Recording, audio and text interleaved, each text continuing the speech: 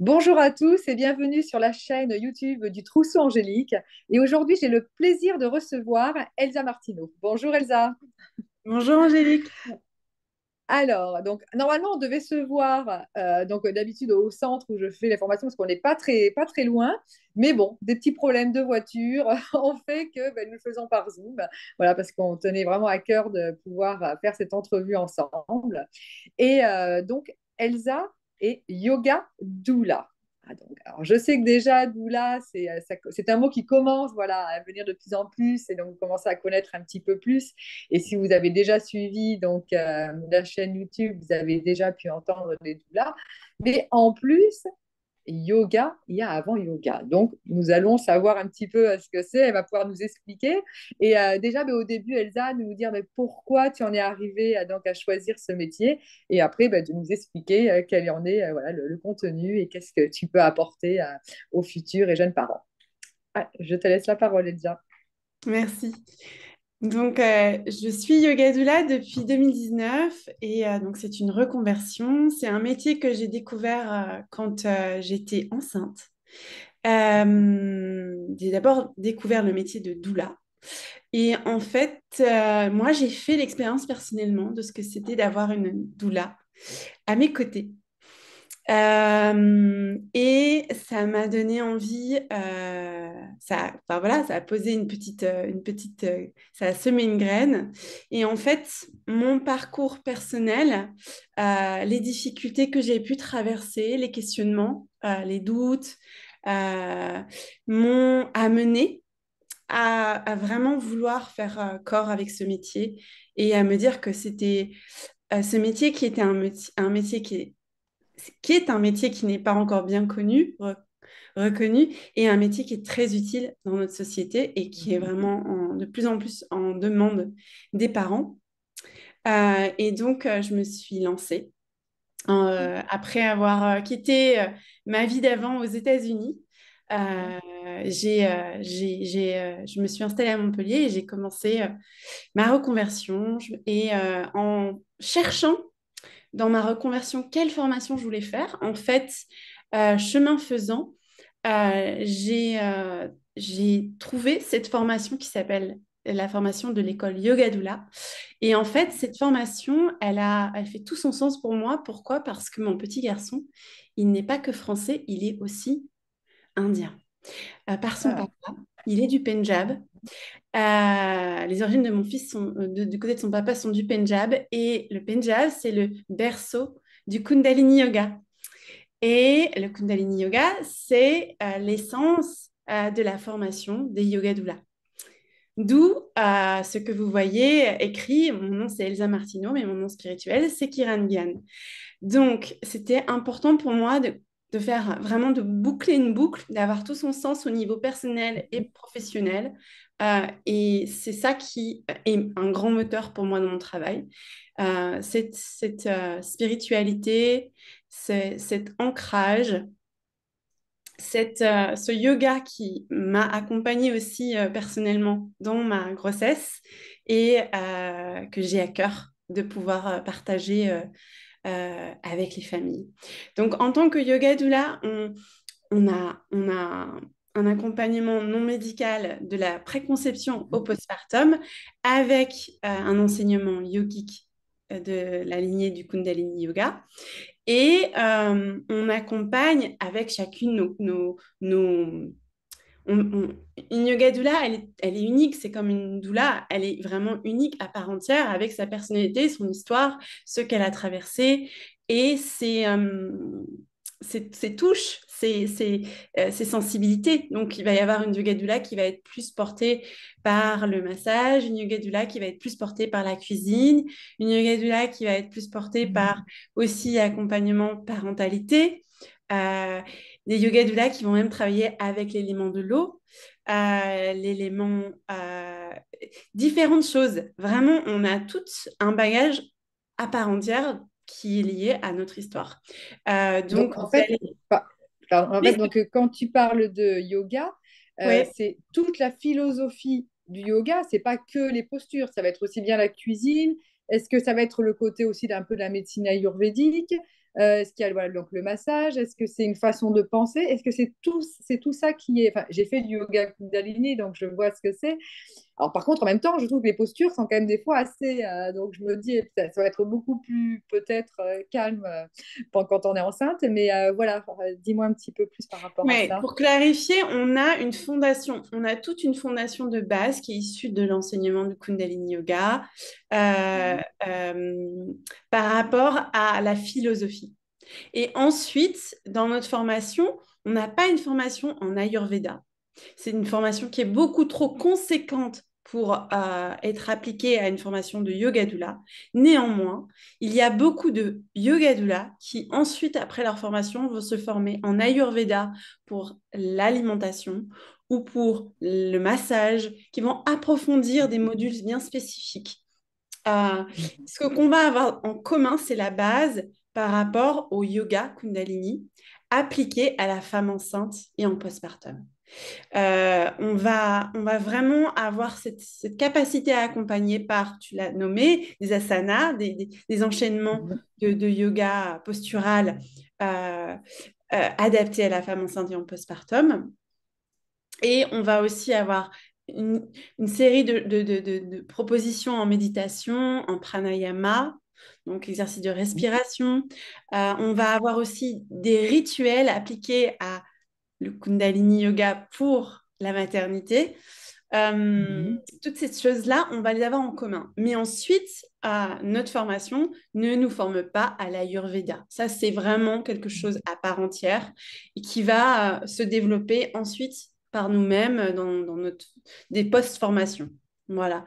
Notamment, ça peut être une post-formation avec le réseau de soutien postnatal qui est une formation qui est sœur de l'école Yoga Doula et qui propose un bagage important au niveau de la cuisine, des applications de cuisine pour la femme en postpartum.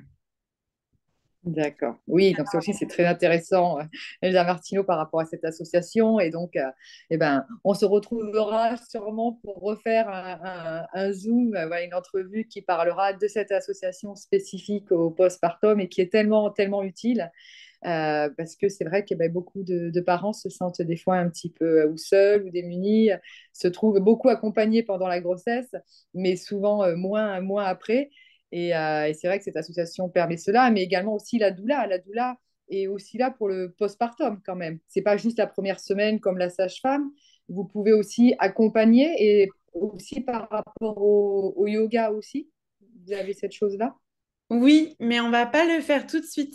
Le yoga va pas être, en tout cas, le Mhm. yoga postural ne va pas être quelque chose qu'on va proposer trop Mhm. rapidement. On va vraiment s'assurer que la femme, elle a cet espace de soutien, de repos, où elle va être bien Mhm. contenue, bien nourrie au niveau de son corps, mais aussi au niveau émotionnel, que tous ces aspects, qu'elle se sente vraiment entourée et soutenue pour pouvoir se remettre de cette étape de l'accouchement qui est une étape conséquente et qui fait qu'on passe vraiment dans une autre étape et on a vraiment besoin d'avoir le temps de digérer ce qui nous est arrivé et d'avoir le temps de laisser notre corps se remettre. Et on va vraiment insister sur cet espace-là, sur cette fenêtre-là, comme on l'appelle si bien, Mhm. la fenêtre de repos, hein, voilà, la fenêtre, le mois d'or, une fenêtre Moi, d'or, oui. une fenêtre d'amour pour soi, en fait, Mhm. et de gratitude, d'accueil, de cette transition de devenir parent, devenir Mhm. mère, euh, parce que on ne naît pas, enfin, on ne devient pas mère simplement parce qu'on est enceinte. C'est un processus, donc on a besoin d'avoir des espaces pour l'accueillir. Voilà. Et donc Mhm. c'est ça qu'on enseigne. On essaie vraiment de ramener cette sagesse qui est là, qui existe depuis toujours, mais qu'on a quand même pas mal perdu en voulant aller si vite dans la vie. Voilà. Et après, donc, le rôle de doula, et par contre, donc, il y a le yoga en plus, mais sinon, c'est entre guillemets les mêmes bases qu'une doula. Donc, vous allez être un petit peu, moi, ce que j'appelle le guide bienveillant. S'il y a, voilà, s'il y a des questions, d'amener des ressources, d'être là si c'est possible pendant l'accouchement. Voilà, Si vous on avez le souhaite. après la même chose. Mm, Voilà, ouais. Il y a, absolument. il y a toutes ces possibilités aussi. Mm, mm. Donc, En parallèle, toujours de l'accompagnement, du suivi mm, hein, avec les mm, professionnels de santé, bien sûr. on est là pour répondre à des questions de l'ordre du non médical, être cette écoute bienveillante, cette petite fée, cette petite perle qui est là et qui nous permet de, voilà, de cheminer et de prendre confiance que notre sagesse, inconditionnellement, on sait ce qui est bon pour nous, mais d'avoir cette petite fée, cette petite Mm, femme sage qui va nous aider à mm, ramener voilà, ce qui est juste pour nous, eh ben c'est vraiment ça notre place, quoi. On sert à ça, à ce que la personne puisse s'autoriser voilà, à laisser son cœur parler, à vraiment prendre la décision qui est juste au fond de son cœur. Mm. Et la place du papa ou du futur papa, est-ce que c'est quelque chose aussi que vous prenez en compte? Ah, complètement, complètement. D'ailleurs, Mhm. si je peux te dire, moi j'ai de plus en plus de papas qui m'appellent et qui font les démarches pour que leur famille ait une doula, une yoga doula. Donc ça, c'est vraiment quelque chose que j'apprécie énormément et auquel je tiens énormément de pouvoir vraiment, lors des rencontres, toujours rencontrer toute la famille, à minima le Mhm. couple Patrie. parental pour pouvoir vraiment au mieux soutenir, faciliter cette transition pour la famille. Mm. Et est-ce qu'il y en a justement qui se disent, ben, le yoga me ferait du bien aussi pour préparer déjà toute cette étape de la grossesse, qui des fois n'est pas facile, mais aussi l'accouchement, genre des pranayamas pour apprendre à bien respirer au moment venu. Est-ce qu'il y en a qui ont envie aussi de suivre cette chose-là ou pas? Oui, bien sûr, il y en a. Oui, oui, bien sûr. Ouais, bien, super. Et est-ce qu'après, il y en a qui continuent le yoga Kundalini? Est-ce que tu as justement fait découvrir ça à des familles qui après ont eu envie de continuer ou ils Euh, connaissaient déjà? oui, je pense qu'il y en a qui continuent. Et ce sont souvent des gens qui sont déjà Mhm. pratiquants. Et après, Ouais. aussi, comme c'est un chemin spirituel, ça se fait Mm. pas en une étape. Bien sûr. Le fait de vouloir pratiquer régulièrement le yoga, ça se fait pas en une étape, mais c'est vraiment Mm. des couches comme ça qui se font au fur et à mesure dans Mm. notre vie. Et je pense qu'il y a des gens qui retrouvent, qui vont continuer. Mais après, voilà, on sait commencer la vie de jeunes parents et arriver à trouver son équilibre pour pouvoir ensuite reprendre ce genre d'activité. Mm. C'est pas évident pour tous, mais voilà, ça se fait de plus en plus. Moi, je suis ouverte j'ai ouvert un créneau par mois à la chaude parenthèse Mhm. et j'espère en ouvrir d'autres, euh, Ouais. mais qui seront peut-être plus pour accès à tout parent et à tout adulte. Voilà. Ah, super. Oui, donc tu fais en plus voilà, des consultations, on va dire, à la maison, tu fais encore plein d'autres choses, des ateliers, d'être dans l'association. Mais bon, je crois qu'on est un peu tout pareil, hein, c'est que quand on aime tellement notre métier qu'on a envie ben, voilà, de pouvoir continuer à semer des petites graines et surtout pour que ben, voilà, l'accompagnement se fasse le mieux possible et qu'il y ait des choix éclairés et que les parents reprennent toute leur confiance en eux et leur puissance. Je crois qu'on est tous un peu là pour ça. Et donc, ben, voilà, si donc les parents là te voient, est-ce que tu es que sur Montpellier, est-ce que tu es en dehors, est-ce que tu fais par visio, dis-nous tout. Alors, je travaille à Montpellier, sur la commune de Montpellier, mais je travaille aussi du côté de Casillac, à côté de Mhm, Ganges. mhm, Je fais pas de visio, je n'accompagne pas en visio, mhm, tout simplement parce que personne ne m'a jamais demandé. Mais je suis ouverte à cette possibilité-là, si voilà, si ça peut convenir. Après, moi, ça me tient à cœur de me déplacer chez les gens, d'accompagner les gens dans la transformation aussi de ce qu'ils vivent dans leur quotidien, dans leur cocon, de préparer leur cocon. Donc, ça me semble aussi important de se rendre compte que c'est un accompagnement qui est quand même puissant et qui demande aussi de la présence physique. De faire de la visio, je pense aussi que c'est assez limite. Euh, Mhm. et je reste principalement sur Montpellier et autour de Ganges. Voilà. Euh, voilà. Après, si j'ai des demandes, par exemple, ça m'arrive d'avoir des fois des demandes de couple, comme je suis française, mais que je parle couramment anglais. Ça m'arrive de me déplacer pour des couples un peu plus loin qui sont anglo-saxons.